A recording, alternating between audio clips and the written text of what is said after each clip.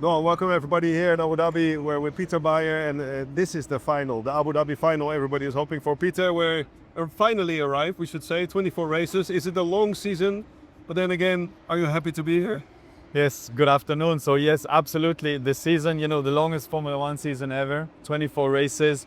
On top of that, what people maybe don't know, we do lots of other travels and trips and events as well. So yes, we've been away from home for a long time. I spent 1 day at home in the month of November. Ooh. And Recognize you? they do. I do. I do, however, warn them before I enter. So else, it's like, it's me. Don't call the police. And at the same time, this, I think Abu Dhabi it's the season final. It's not only because it's the last race. The event is organized in a perfect way. We were just talking about the view here. We have a marina, we have boats, we hear the cars in the background. We have a beautiful villa here to work, and it's a dream come true. And professionally, how do you look back at the season? I just told you now, I was in Zandvoort, in your garage. I could see the excitement and the fulfillment of achieving a first podium with Isack Hadjar. Yes. Was probably your highlight of the season so far. It was certainly the highlight. And if I have to single out an event, that was obviously a magic experience. And it was for many people in the team. It was also a first podium because they don't come so often for us. And whilst we do as a team, we upset the giants regularly, and especially in qualifying, we usually make it up into the Q3 and deliver results. But obviously, yes, the podium has been a huge relief, a huge also driving us forward. Kept us going on the energy in a long season, and so honestly, we couldn't wait for the next race to happen, and that's a bit the momentum in the team now. Even though this is the last one, we're almost like no, we want to keep going. But it's a dot on the horizon. We have some history together as I raced for Minardi when it was previously amazing. And then it was already a dream come true to score a point. So now if we go for podiums, be a regular podium contender, that is your dot on the horizon for the future. Yes, I mean, same as Minardi, we're compared to the Ferraris, McLarens, Red Bull Racing, Mercedes. We are a small team, we're maybe half in terms of employees, where, we're not having all the highly sophisticated simulators, for example. We do have a good simulator, don't get me wrong, but compared to what the top teams have and what they've invested before the cost cap was coming, we are in some areas, we are limited in resources, people, processes, tools, and so to as I said, to upset the guys on the top, that is something that gives us big satisfaction. And it's at the end of the day, best, once a racer puts on the helmet, you want to go and you want to challenge for the best and get the maximum out of it. Well, we've done so definitely with Isack also this year, and Liam also had great weekends. Go back to Isack. You see him flourish. I mean, he's new to the sport. You help him. Takes a lot of energy from the team, I think, to push him, give him all the tools that he can do his maximum job. But losing him at the end of the year, does it feel like bittersweet? Absolutely, bittersweet, because so he came into this team. He was a raw diamond, and I think what we do quite well as a team is that we're acting as an incubator for talent, meaning. And you hear it best when you listen to the race engineer. With a young driver, the race engineer will continuously feed the driver, whilst with an experienced driver, it's sometimes the driver actually saying, you know what, I think we should try this. Yeah. And Isack, within very short amount of time, he started to have that conversation, making proposals, reading the car, reading the strategy, reading the tires, and honestly analyzing the data. So he has absolutely done, a lot better than what I think many people thought he would. Yeah. And so he absolutely deserves to go racing with Red Bull Racing. That definitely is well deserved. Of course, we as a team in the championship fight with the midfield, we'd love to keep him. I'm not going to tell you the question I always get from fans all over the world. They say, I mean, this is great that Racing Bulls there to nurture young talents, but having to let them go as well, then you have to start all over again now with Arvid Lindblad. Yes. Does it feel like that you have to do the whole process again? I mean, I think initially, I guess everybody would take it, as a weakness. But I think what we managed to do with the team and the setup of the team is to turn it into a strength. Yeah. Meaning we have the right people, the right processes, and the right tools also to educate these young drivers.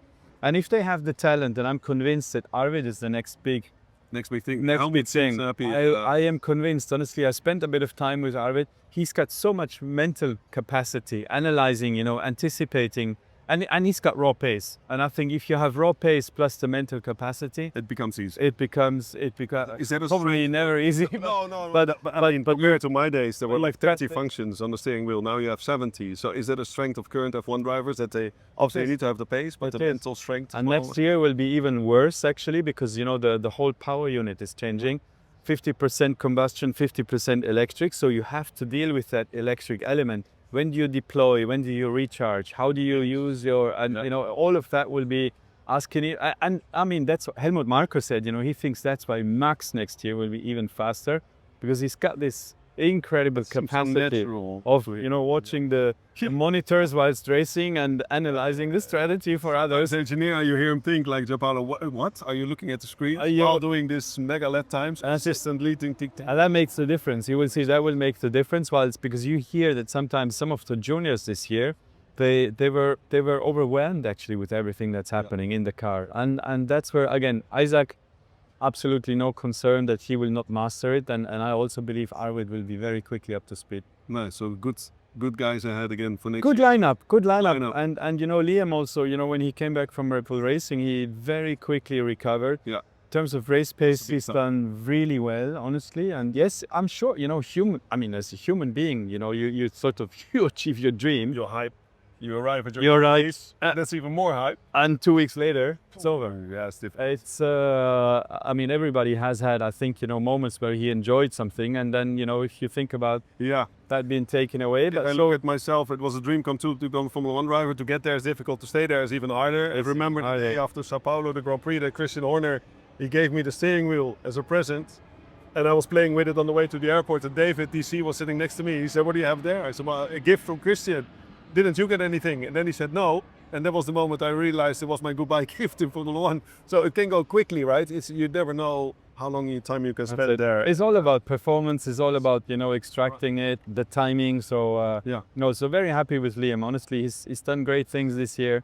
He's grown and then, so I just said before, in terms of decision for us, I think it was a conscious decision for Liam. It was not against Yuki, it was really for Liam and everything that he did for the team. To give him another opportunity, and then also he will be the lead driver, obviously, with a rookie coming in. But exactly. As you could see this year, rookies can be... He's a 1.5 rookie, so... Blindingly fast, blindingly fast. Exactly. And is there any mandate for Racing Bulls going into next year? I mean, some of the teams had said already their focus is on, like for example Ferrari, they gave up on this year and their full focus on next year. Are you still sticking... Did you stick till the end with this year's car, or did you? Not till the end, but we did. Compared to others, we went quite long. So Fred, I think the other day said he made the switch in April already. In April. We had the last update coming in Monza. Okay. Monza, and then in Baku a small one, but really Monza was the last bigger upgrade. So we went quite long compared to others. Also because strategically I felt for this season is very important for us to deliver a result, to improve. And if we manage, I touch wood, if we manage to defend the P6, would be a huge success. It's a very competitive midfield. Obviously, Williams made a huge jump out of nowhere. Also, Martins fell back, and you guys are in the scrum, in the fight. Absolutely. In the fight. Well, it's an amazing weekend. And then Christian, to widen a little bit the conversation, Laurent Mekies. Also, I know him from the Minardi days, so he's been in the sport a lot of time. And he got the promotion to Red Bull Racing.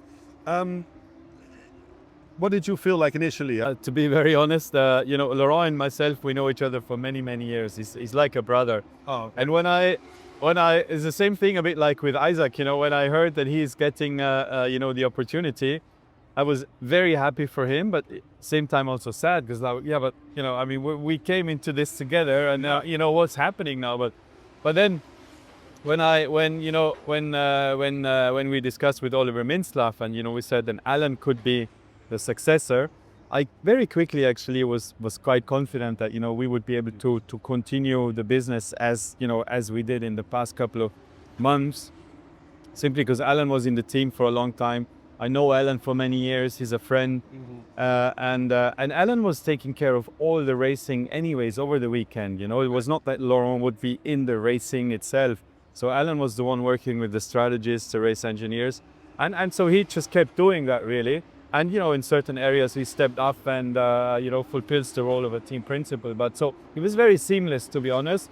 And you know, we're still part of the same family, so no regrets, no, not at all. No, but people forget that they think it's individual sport. We talk about the drivers, but obviously it's a team sport, and everybody has to find his way. And I always say, you know, this sport is about, you know, when all the sponsors actually, you know, people coming in from the outside, they're asking me, so how is it? Is it the driver? And I say, guys, honestly, 25% the driver, 25% the team, 25% the engine, 25% the chassis.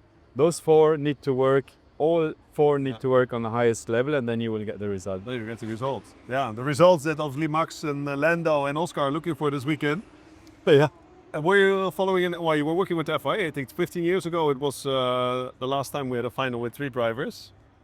Was here. It was here, and then honestly, I also, when I was just talking about this yesterday, 2021, my last year with the FIA, yeah. I was down here in my office, watching the race with Stefano Domenicali. Oh. Halfway through the race, I said, Stefano, I think that's it. I'm gonna pack my bag. Exactly. Yeah. Lewis, I think Lewis is, you know, he was 8-time world champion. He was way ahead. There was nothing that, you know, possibly could have happened. And so I packed my bag. I said, you know what, I'm gonna leave soon after the race. Thank you for the season. Gave him a hug. And whilst I gave him a hug, he was watching the TV and he started jumping up and down, like, yelling as like in Italian. He started to say, like, well, I can't say that. No, we can translate this later. Yeah. And what's going on? What's going on? And then he started to red flag. And I said, I don't know what they're doing. And anyways, you know the outcome. Max became, you know, world champion. Unbelievable. What an evening! It was a long night. I unpacked my bag again. Skip the flight, honey, I'm coming home. Skip the flight, exactly. And so, honestly, I think we have all the ingredients again for an amazing final of the season. You know, it's going down to the line at the last race. I don't think there's anything better for the sport than you know, a final like this. So if you're at home, make sure you get some popcorn. Yeah, exactly. Watch the race. Join in. It's going to be showtime. It's showtime. Yeah. And you see drivers come and go, like you said, Isack. How do you does he compare you to any driver you've worked with in the past or seen in the past? I think. So honestly, I without creating any additional pressure on Isack, he does remind me of Max, in the approach and in meaning, you know, that his single focus is racing. There's no distraction. There's no other hobbies. It's racing, really? racing. That makes a difference. He's coming in here with his same short all the time with a team kit. Yeah. He's not spending any time on, you know, getting, you know, I don't know, getting fancy flow, anything. It's racing. And so the focus he has, and also the connection with the factory, because back in you have what? He moved to Faenza. Well, 800 now, yeah. Isack did move to Faenza to be close to the engineers. His whole life is focused on racing, on delivering results, and I think that commitment will get him very far. And moving to Faenza means something, because you have to the chicken smell was there 20 years ago. It's still there, I hear, from the chicken factory. Don't get me wrong, I love Faenza. So because always when I say something about Faenza, the mayor of Faenza, Massimo, calls me the next day. So Massimo, adoro Faenza. Piacemo. What about next year? What do you feel? Of course, you need a break after this, but what do you feel like? Is this going to be truly an engine championship? Because you just mentioned it's all about the 4. Could be. You know, I mean, we've seen it 2014 that one of the OEMs, Mercedes, got it really, really right. Yeah. And others had to follow and try to catch up. It's the biggest single rule change in the history of Formula One. Engine, chassis, everything's changing next year. So to be honest, we don't know. First, we're going to enjoy the season. I can only say that, guys, everybody at home, make sure you put those dates in your diary. Yeah. The first 5 races will be mayhem. Nobody knows what will happen. First 5 races. Thank you for your time, Peter. Thank you. Pleasure to meet you, Robert. Being honored. Thank you.